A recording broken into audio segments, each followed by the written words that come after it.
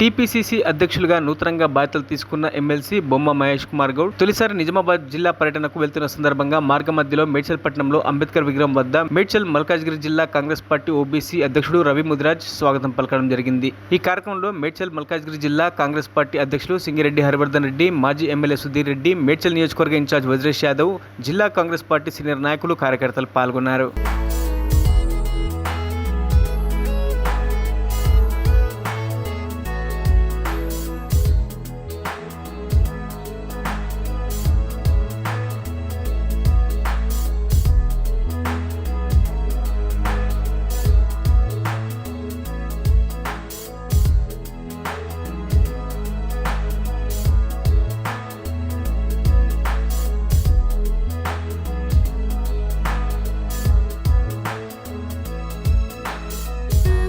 మరిన్ని అప్డేట్స్ కోసం మా ఛానల్ని సబ్స్క్రైబ్ చేయండి.